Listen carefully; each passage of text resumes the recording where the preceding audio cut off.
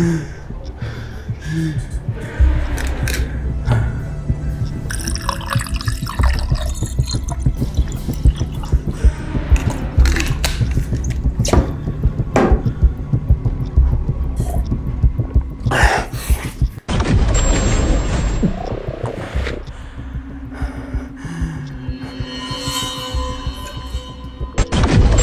I am become death.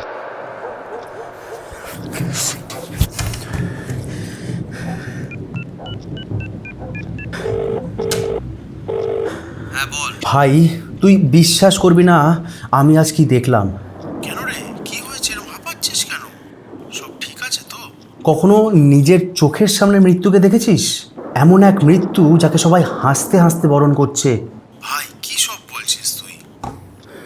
সত্যি বলছি রে, ভয় তোর এতটা কাছে চলে আসবে যেন মনে হবে আর এক পা এগোলেই মৃত্যু। মানে তুই কোথায় গিয়েছিলি? একটা গ্রামে, শহর থেকে একটু দূরে। প্রথমে তো সব কিছু ঠিকই ছিল, স্বাভাবিক ছিল। মেলা বসেছে, চারিদিকে মানুষ, আলো, শব্দ।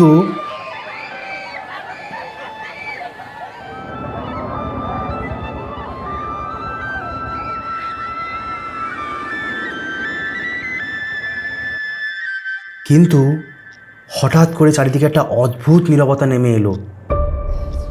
হাওয়ায় মনে হচ্ছে কিছু একটা মিশে আছে, ঠান্ডা, প্রাণহীন।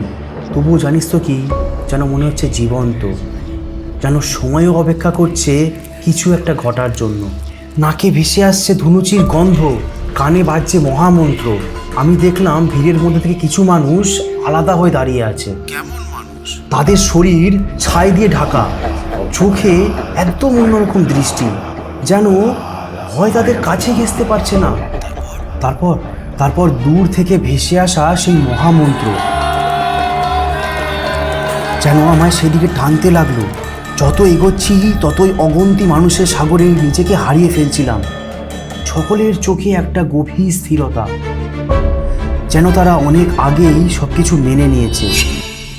The real test begins now.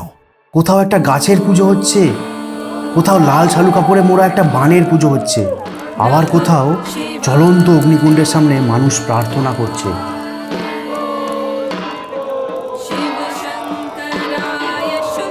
মনে হচ্ছিল তারা যেন এক মহা আয়োজনের প্রস্তুতি নিচ্ছে। চারদিকে মানুষ চিৎকার করছে, ঢাকের আওয়াজ তীব্র হয়ে আসছে। হঠাৎ একজন সন্ন্যাসী জোরে জোরে শিঙা বাজাতে শুরু করলো।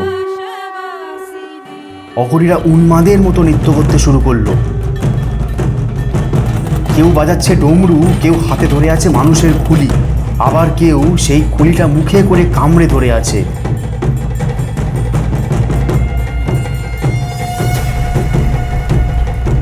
ভিড়ের মাঝখান থেকে একজনকে দেখতে পেলাম। তার হাতে একটা কুঠার, আর সেই কুঠারের মাথায় জ্বলছিল আগুন। তারপর হঠাৎ সে মুখ দিয়ে আগুন ফুঁকতে শুরু করলো। সে দৃশ্য এক অলৌকিক দৃশ্য। তুই ওখান থেকে চলে আসছিস না কেন? পারিনি, পা একদম জমে গেছিল, চোখ সরাতে পারছিলাম না। কিন্তু জানিস তো কি, এরপর যা ঘটতে চলেছিল তার জন্য আমি একদম প্রস্তুত ছিলাম না। কেন? কি এমন ঘটেছিল তারপর? যেই গাছটার পুজো হচ্ছিল সেই গাছটাকে দেখলাম সবাই মিলে মাঝ বরাবর দাঁড় করাচ্ছে। The moment has arrived. আবার অন্যদিকে সন্ন্যাসীরা নাচতে নাচতে খালি পায়ে অগ্নিকুণ্ডের ওপর দিয়ে হেঁটে চলে যাচ্ছে। সে দৃশ্য দেখে আমি স্তম্ভিত হয়ে দাঁড়িয়েছিলাম। কি বলছিস? আগুনে পা পড়ে যাচ্ছে না? আমি জানি না, আমি সত্যি জানি না এটা কি করে সম্ভব। সবাই নৃত্য আর উল্লাসের সাথে দৌড়ে যাচ্ছে। কারোর মুখে বিন্দুমাত্র ভয় ছিল না, কষ্ট ছিল না, যন্ত্রণা ছিল না। তারপর জানিস কি হলো? তারপর আরেক প্রান্ত থেকে হঠাৎ করে কানে এলো তীব্র উলুধ্বনি আর মন্ত্র উচ্চারণ। আমি ছুটে ওইদিকে গেলাম। Now there is no turning back. গিয়ে দেখি একজন মানুষকে উবুর করে মাটিতে শোয়ানো, পাশে অনেক লোক তাকে ধরে আছে। একজন সন্ন্যাসী দুটো লোহার বড়শি নিয়ে দাঁতে কাটছে আর মনে মনে কি জানি এক মন্ত্র পাঠ করছে। তারপর তুই বিশ্বাস করবি কিনা জানি না, সেই বড়শির ধারালো মাথা ধীরে ধীরে ওই লোকটার পিঠে চামড়া ভেদ করে বসিয়ে দেওয়া হলো।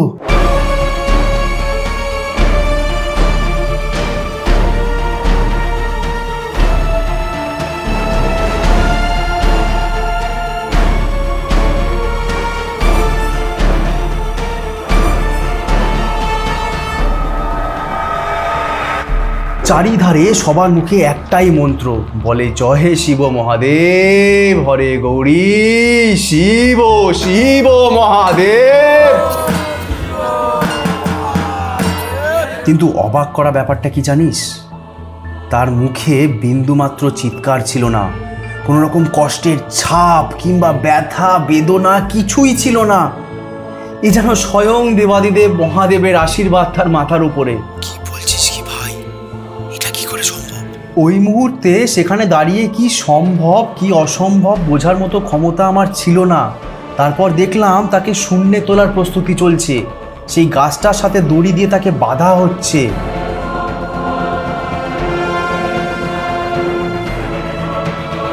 ধীরে ধীরে দড়ি টানা শুরু হলো আর সে আস্তে আস্তে শূন্যে উঠতে লাগলো।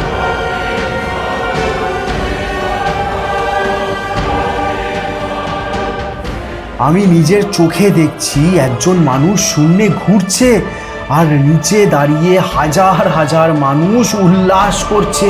কি বলছিস তুই, এটা কি মানুষ করতে পারে? ওই মুহূর্তে আমার যেন মনে হচ্ছিল আমি ভয়কে নিজের চোখের সামনে দেখছি। This is not just a ritual, this is surrender to the divine. আর মৃত্যু আমার থেকে শুধু কয়েক পা দূরে, তবুও লোকটা বিন্দু মাত্র ভয় পাচ্ছিল না। তার চোখে ছিল শুধু একটাই জিনিস, সেটা হলো বিশ্বাস। এই জায়গাটা কোথায়, আর তুই কেনই বা গিয়েছিলি?